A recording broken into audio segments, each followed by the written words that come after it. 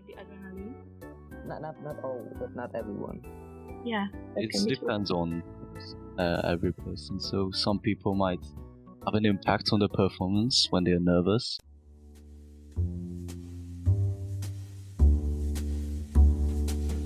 Hey. Hey. Hey. Hi everyone, and welcome back to Rush Hour Podcast. I'm the host of the show, Peter, and as you have heard of him in our previous episode, my co-host Wu. Today we have a special guest and our first ever interview. She was my former classmate in primary school. She's one of the most smartest person I've ever met. She's a gymnast. She had been doing this for 10 years. Her most latest achievements are 2021 Adult 2nd Division Budapest Team Championship 3rd place, 2020 Adult 2nd Division National Team Championship 3rd place, 2020 Student Olympics B category semi-final, individual 2nd place. Ladies and gentlemen, please welcome Nagy Panna. Thank you. Thank you for the kind words. Thank you for being here with us today. How are you, Panka? I'm fine, thank you. And how are you, Wu? Fine too. Yeah, you are? Yeah. So, how is your daily schedule looks like? Well, it is not really different from everyone's daily schedule. So I get up and go to school and then go to trainings. So currently I have 3 trainings a week, and sometimes it can be hard to manage studying and trainings. But fortunately, my coaches are really supportive, and they understand when I can go to trainings because of the school. And how is your day? And how is your daily schedule looks like, Wu? Mine is fairly simple, so I go to school too, and every day I have some afternoon things to attend to, so it's sort of normal. And how's yours? Well, I'm trying, to do my study schedules, to plan it every single item and not to, and I strictly stick to it and not procrastinating a thing, because I'm not going to school anymore. I think it's a little bit easier, to do what you actually want to do. So yeah, Panka, we are so excited for today's episode. By the first moment you accepted our invitation, it was like, wow, it's going to be huge. Starting with the gymnast is like every single podcast dream. Do you know why I said that?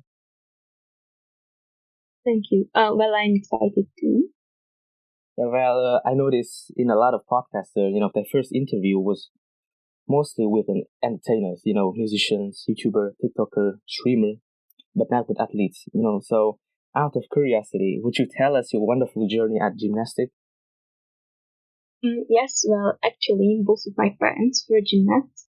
But interestingly, they didn't want me to get into gymnastics at an early age because they didn't want me to become a professional and spend all my time at the gym. So I started at a pretty late age, actually, at the age of 8. And thus, we weren't expecting me to become a professional gymnast, which I'm not. So now I'm competing in Latvia, the 2nd division system, which you said. So it means that I have competitions, but it is not that strict. And sometimes I can miss trainings if I have school, but I'm trying to improve and do my skills. So it's not that really a strict system of gymnastics, but I have to train. So you do this like as a hobby, right? Yes, mostly. And I'm glad that I'm not really a professional because it would require me to spend my whole life in the gym. And I'm glad that I have time for other things, but gymnastics is a really important part of my life, so to say. Wow. So, by looking at your achievement in gymnastics, well, I presume you have a busy schedule, right? Yes. Yeah, actually we have competitions, so we have to prepare for them. On trainings, yeah, but now it's this time of the year is not that busy for me because my next competition will be in autumn. So now I can concentrate more on school, which is great because it's the last part of the year. So, besides this, busy schedule, when are you studying or doing homework? So like where or at home? At home, yeah. Yeah, I study at home. Or when I arrive early to the trainings, I can study before trainings at the place where I'm training. So, have you ever felt overwhelmed or stressed by balancing your studies and your hobbies? Yes, sometimes it can be stressful, but thankfully, all of my coaches and my parents and my family are really supportive. So when I, for example, don't have time to go to trainings, they allow me to study instead. But of course, I want to train as many times as I can. Yeah. Yeah, so and I understand you, but it's difficult to keep things separate from what you love and what you have to do. So, Yes. so to my knowledge, your mom is a gymnastic trainer and your sister is also a competitor as well. Yeah, my mother is a coach. But currently she is not coaching. But she used to. So, and my sister used to do gymnastics, and now she's dancing competitively. Oh, she's an dancer. Yes. So, what about your mom? She used to be a competitor as well?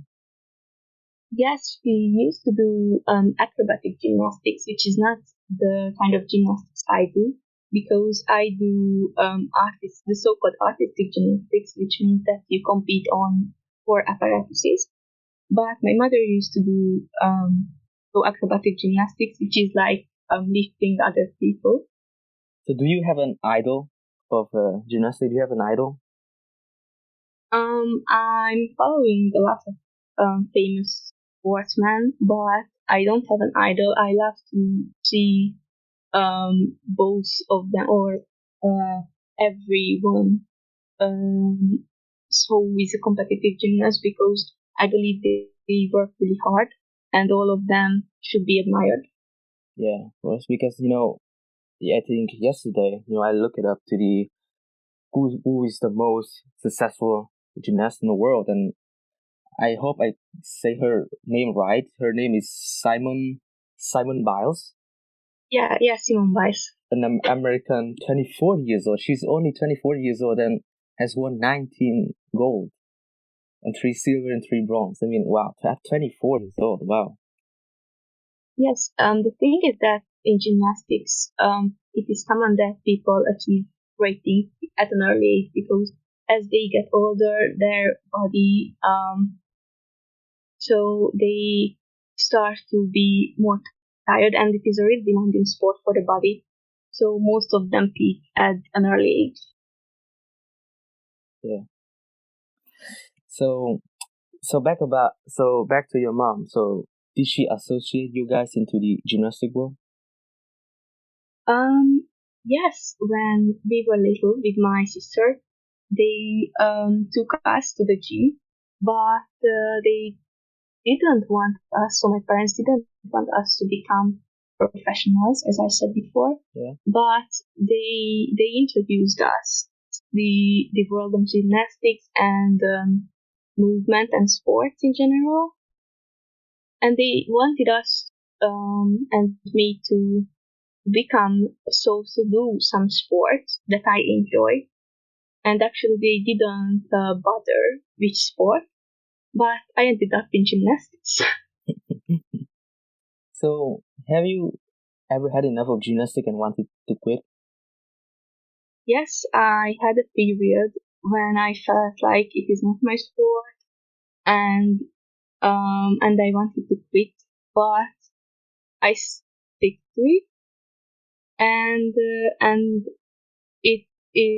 it was the right decision because I started enjoying gymnastics and started not to care about how I do it or how good I am, but how much I enjoy this. Mm-hmm. And I think it is more precious for me, that I enjoy it, than that I am a really professional. Hmm. So have you tried out other sport as well? In my childhood, I used to swim, which was great because I love swimming, and I also did ballet for a short time, I guess 1.5 years. But then I moved to gymnastics. Oh yeah, and I used to go riding like horses. Yeah. For a small for a short time, but it wasn't that serious. So which of these sport did you enjoy the most? Well, I would say I enjoy gymnastics most, as I am doing it, or I have been doing it for like 10 years. Yeah. But I also love riding. Yeah. So, I have tried out many sports as possible. It's actually a list. Swimming, football, basketball, volleyball, handball, dancing, floorball, and martial art. But, I don't stay in one specific sport. I would like to experience this and that. Different sport has different values and teach me different things. For example, martial art teach me how to be disciplined and focus. Volleyball teach me how to harmonize with my teammates. And volleyball is one of my most favorite teammate sport, team building sport. So what about you, Wu? As far as I know, you played football, chess, and what else? Yes, if you consider chess a sport, then It was the is. longest one I've pursued. I've played chess for 7 years, I think. Wow. Yes, I did play football for 4 years and martial arts too, but I stopped shortly after. I had more focus on studying, and so I didn't have that much time on that, which I regret actually. So if Mhm. I were to play any sports right now, I would be much happier. So by those short period, did you learn something? From those sport. I mean, mentally. That's absolutely. So most of the sports that I've played, they were team sports. So I learned how to communicate as a team and have a high team spirit. Yeah. But by playing chess, I also learned how to do more competitively in a single sport. Yeah. So I know you played guitar as hobby, right? Yes, I do. I still play it for. I've been playing it since second grade, so it's been 8 years now, or 9. It's been a long time, yes. I know this one is going to be a hard question for you, but if you have to choose between music and sport, which one would you pick? Actually, I don't know. Maybe if I could, choose both, but Just one. maybe music, Music. because it's not age related. Because you can play sports till Yeah. a certain age, but music still is still inside you. So maybe music. Yeah, just as you said before, easier to do both. Yeah. So, Panka, do you play any musical instrument? No, unfortunately, I don't have any musical talents. You don't need to. No, but I love singing like on my own. Yeah. And I usually bother my family with it. So, as you guys know me, I've been here for almost 10 years now. And I have discovered a little common thing between Vietnamese people and Hungarian people. You guys know what it is? No. No. I call it parental control. It means literally by its word, your parents control your schedule, what to do, where to go. You don't even have to pick your activities because they have picked it out already for you. For example, you hate chess and they insist you to stay. You're not good enough, then they expect you to win something. I have heard a story like this before. My Hungarian teacher, she told me about one of her students who played chess. Because of his parents, he had to participate in different tournaments. And couple losses at first, it was okay to the parents because he was still a beginner after all. After a while, it becomes more frustrated to the parents, and they cannot bear to see him lose, failing after failing. So one time of their way home after the tournament, they actually left him at the gas station for about half an hour for a kind of punishment you've deserved by not winning anything.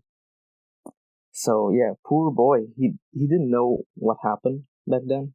Once he got older, he finally understood what really happened back then. I'd not say it's became a trauma, but I would rather say it's a bad memory. So have you guys experienced this before? Well, fortunately, my parents are not, or they don't push me do something. They only wanted me to play some sports to move for my health, Yeah. but they don't force me to do something. And what about you, Vu? Fortunately, I do not have such cruel parents, and it's a quite hard question, like how much pressure you should apply on the children. Because being successful is really hard if you look at it like out of many people, like gymnasts, for example, only a few are very successful. So it's unfair to put pressure on a child. If you apply pressure and time on it, it's not guaranteed that they're going to win the review competition. It's true. You know, what is true is, because every parents want the best for their kids, but sometimes they get carried away. They put more pressure on us and neglecting the fact that we are struggling at something. They forgot to questioning themselves whose benefit it is, their children or themselves. I call it personal greed.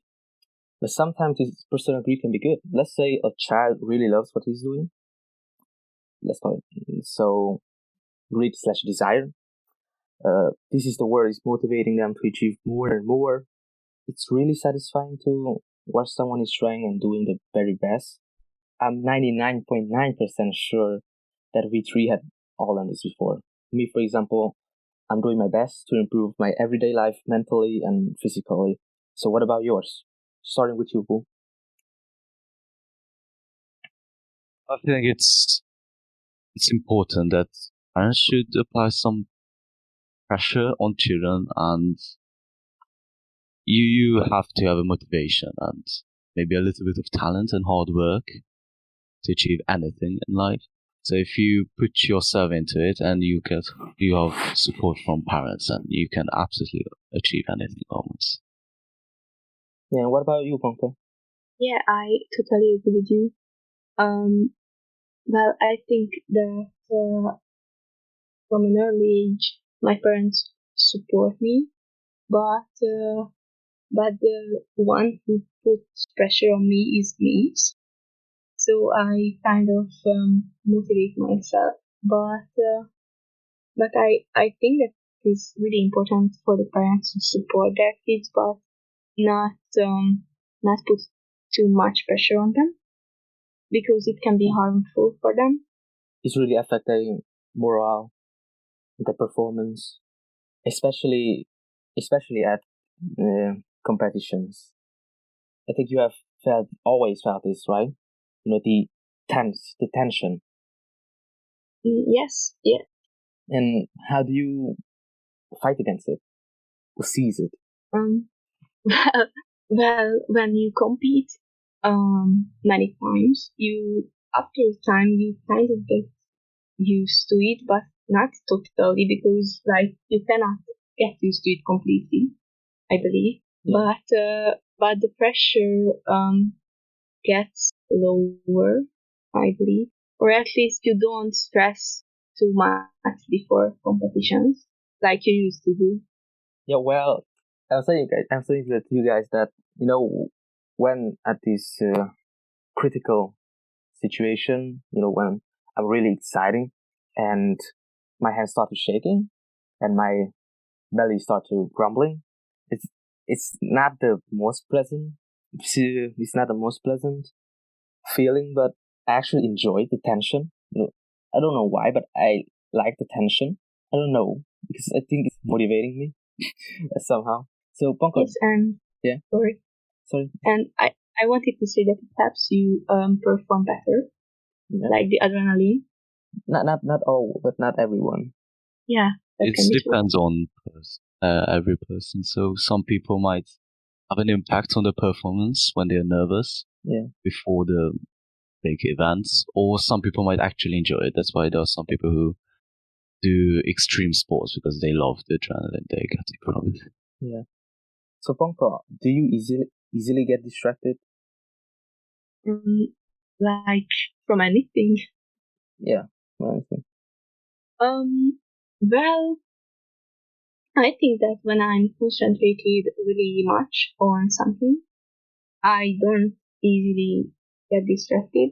But when something is not really important for me that I'm doing, then I can be distracted easily.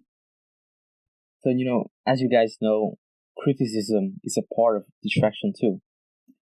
Back then in our primary school period, so we haven't talked too much to each other. What I know is there were a lot of girls who were talking behind your back. Some of them really made meaningful remarks. I don't know if you know about those. Did you know about those? Well, I knew only about those that I experienced and who talked to me. Yeah. And did you take those comments too hard? Yes, because I'm usually hard on myself and I take too much to my heart, I would say. But I've learned from those experiences, and I think that if so, these four things strengthened me a little bit. And what about in middle school? You were getting those comments as well? No, fortunately, no. And right now I don't really get criticized, and we don't have bullies in our class or school. They're more mature. Yes. So what about you? Do you in the same shoe as Panka? No, I don't think.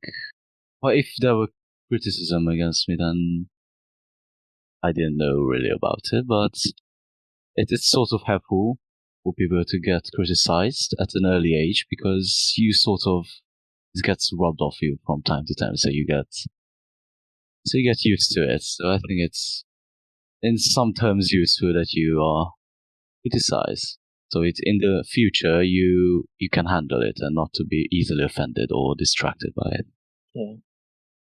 Well, my attitude toward criticism is I listen to those as well, but I don't take it too hard. It's a kind of feedback. I'm open to every single opinion, bad or good, doesn't matter. But somebody handle it very efficiently. They convert criticism into the kind of motivation with the purpose that he or she will prove them that they were wrong. They were all wrong. So how well do you guys actually handle criticism? Who? Well, it's difficult to say. It also depends on the person that says it. So if someone, an acquaintance of mine that I rarely spoke to and say something, I almost rub it off like as if it's something. But if it's for my friend, I actually think about it and try to improve myself. And it also depends what kind of criticism is it. If it's a petty one like, "Whoa, you're short," or "Oh, you're ugly," and things, it doesn't help. But if it's a built-up one, which can be taken as a feedback, then yes, it's absolutely useful. And what about you, Funko? Well, generally, I think I'm really sensitive, so I tend to take criticism seriously. But as we said, as long as it's a positive criticism or building one, I think I can use it to improve. Yeah, well, I couldn't handle criticism that good enough, but I have learned something, to just nodding your head, just like almost everything they said, bad or good thing, you just nod your head, not saying a single thing. That's my technique, That's my tactic. Just nod whatever they said. So, I have waited for this question for the whole episode. Do you guys think criticism is a price we have to pay for because we are talented and successful at something? Well, maybe, because it's important, as I said before, that criticism is also a sort of feedback, as you said. Yeah. So there are compliments. I actually see both of these things useful, because compliments can be useful, of course, and can be absolutely useless. Like, for people who like fashion models, if you say that they are beautiful, it's not a thing that they actually did something. So instead, if you compliment that they chose a nice dress, and that's actually complimenting the skill that they're taking. So I'm saying as a criticism, it could be the same, that things that you cannot do anything about, and they criticize that, and it's doing nothing, but your actions can be changed upon that. What about you, Panka? What do you think? I believe that as long as someone does something, there will always be people who admire it and who don't really. So criticism is something that you have to face, but it can be really important to improve yourself and to become better and better if you accept those criticisms that build you. Yeah. So I think you guys have heard this before, like just almost every single person said this to you, that people who hate what you're doing simply because they are jealous of what you have, or they just simply don't like you. But I've never understood that concept, because no matter what you do, there is always going to be those who actually hate you. No matter what, they're going to criticize you by top to bottom.